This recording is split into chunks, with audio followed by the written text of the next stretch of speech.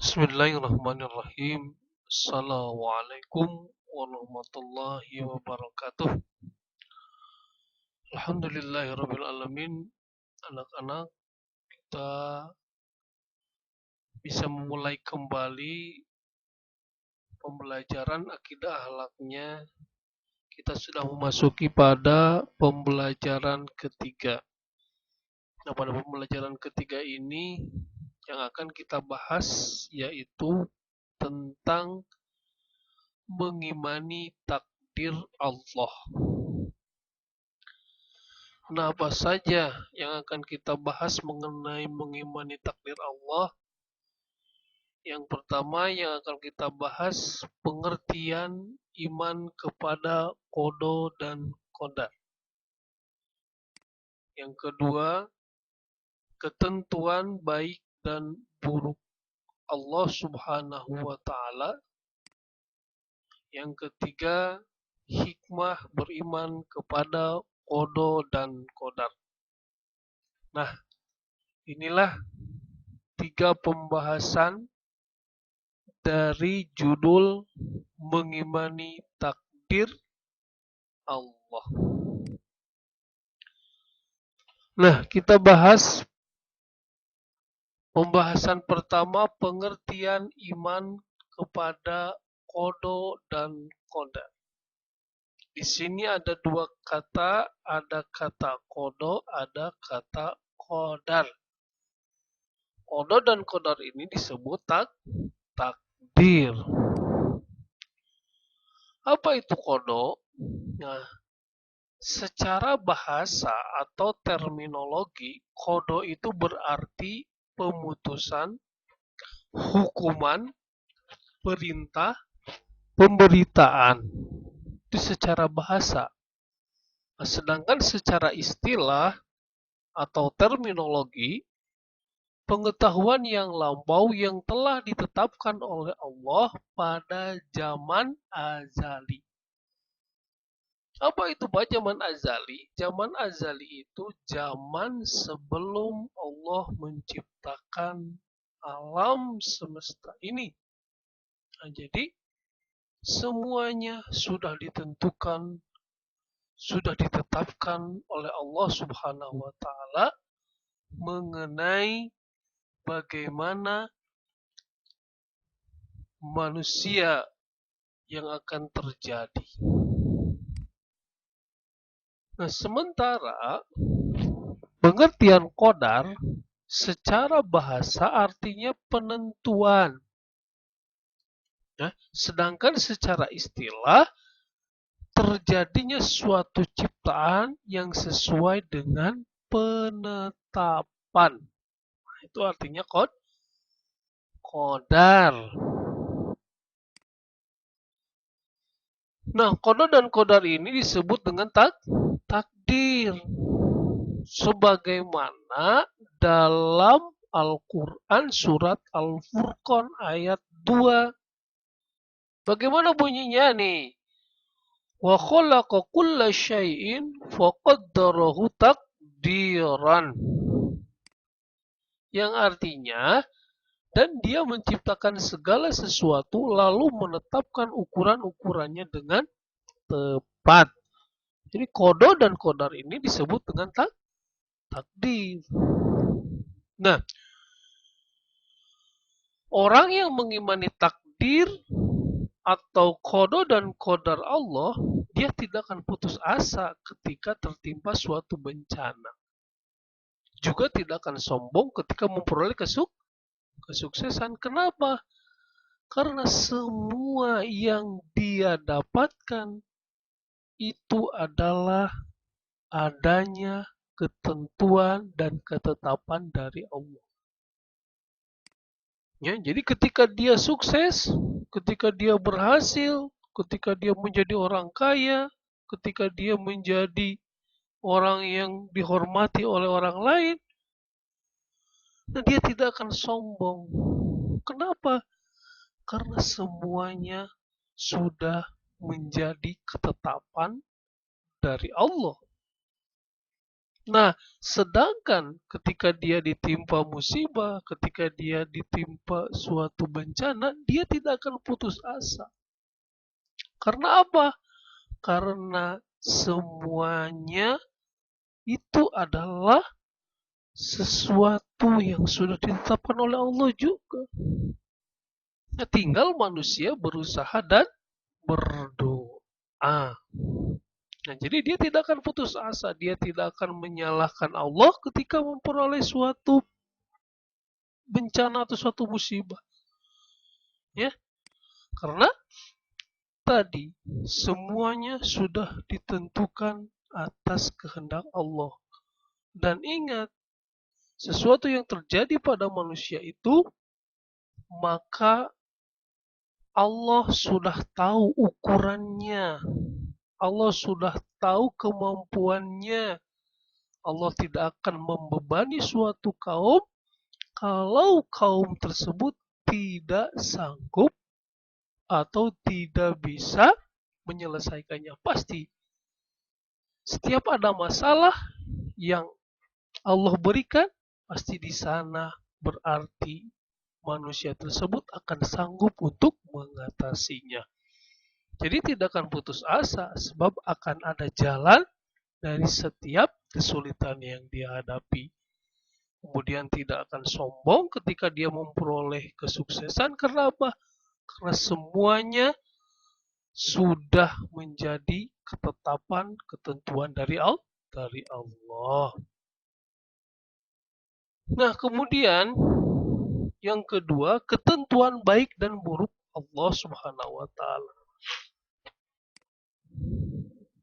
Nah, kita harus menerima kenyataan bahwa Allah menciptakan nasib manusia itu berbeda-beda. Tidak sama ya. Ada yang menjadi seorang pejabat, mungkin ya di antara kita semua ada yang menjadi guru nanti kalian. Mungkin ada yang menjadi guru, ada yang menjadi petani, ada yang menjadi buruh, ada yang menjadi pengusaha, ada yang menjadi orang kaya. Semua Allah tetapkan berbeda-beda. Kenapa? Karena tidak mungkin semuanya mempunyai nasib yang sama. Yang bisa dibayangkan ketika seorang menjadi guru semua, siapa nanti yang akan bertani? Siapa yang akan apa? Menanam padi? Kalau semuanya menjadi guru bisa dibayangkan ya. Kalau ditakdirkan semua oleh Allah kaya semua, siapa nanti yang akan mau disuruh oleh kita? Sementara dia sudah kaya, siapa yang akan nanti berdagang? Tidak akan ada orang yang mau berdagang. Kenapa? Karena sudah kaya. Nah, Allah menciptakan manusia ini dengan berbeda-beda dengan tujuan apa?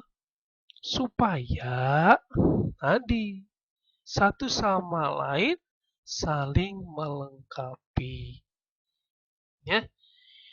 Nah, tadi dikatakan jika semua manusia menjadi pegawai, semuanya menjadi pegawai. Siapa yang akan menanam padi? Siapa yang akan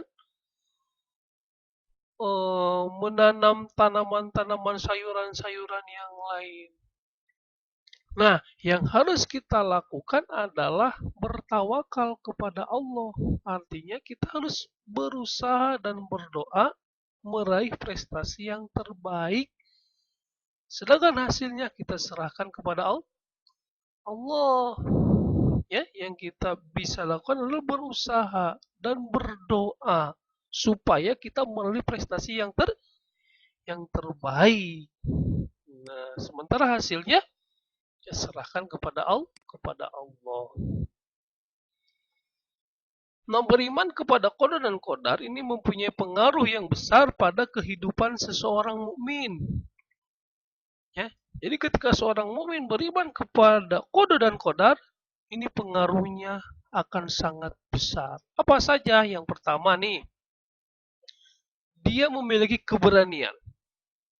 pantang mundur, dan tidak tunduk kepada kekuatan siapapun di dunia ini. Karena apa? Karena yang menjadi pegangan, yang menjadi sandaran hanya kepada Allah. Kemudian dia akan terbebas dari penyakit tinggi hati. Tadi ya, tidak sombong sebab manusia cuma mampu berusaha. Sedangkan yang memberi keberhasilan adalah Allah. Ya. Seseorang bekerja itu cuma berusaha, tetapi yang membuat keberhasilan tentunya adalah Allah. Kemudian yang ketiga, sabar dan tidak putus asa.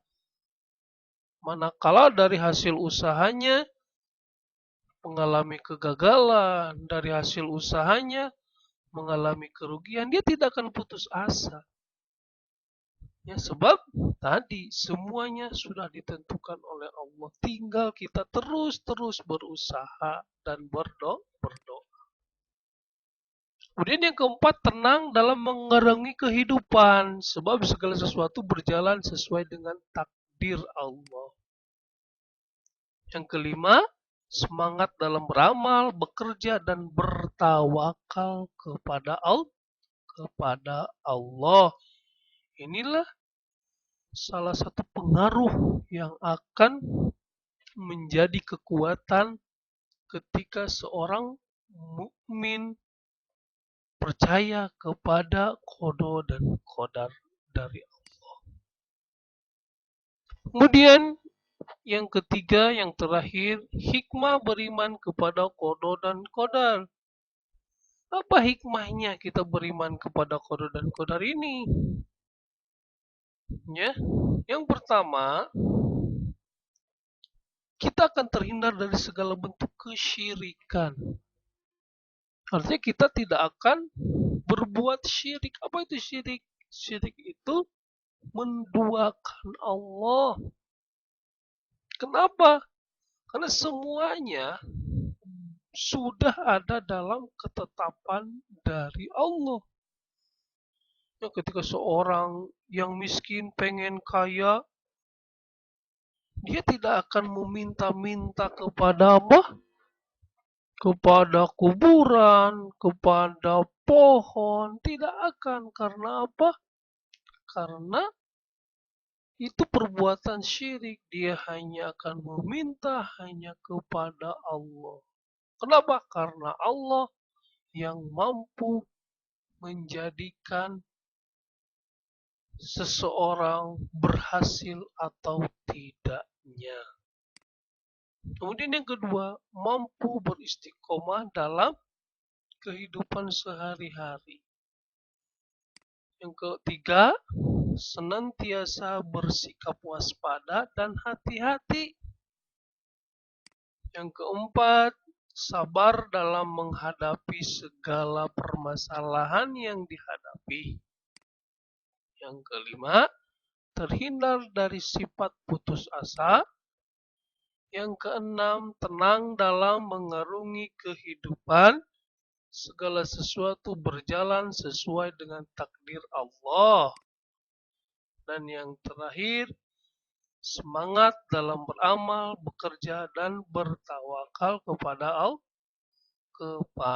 Allah. Nah, anak-anak, demikian mungkin pembahasan materi akidah akhlak tentang mengimani takdir Allah. Nah, tugas kalian, silahkan kalian mengisi kolom ya yang ada pada halaman 34. Bisa dilihat 34 dengan cara memberi tanda centang sesuai dengan sikapmu dan berilah alasan untuk memperkuat sikapmu tersebut. Nah, ketika kalian sudah mengerjakannya, ini bisa dikerjakan di buku catatan ya. Di buku catatan soalnya di sini harus disertai dengan alasan supaya cukup ya jawabannya.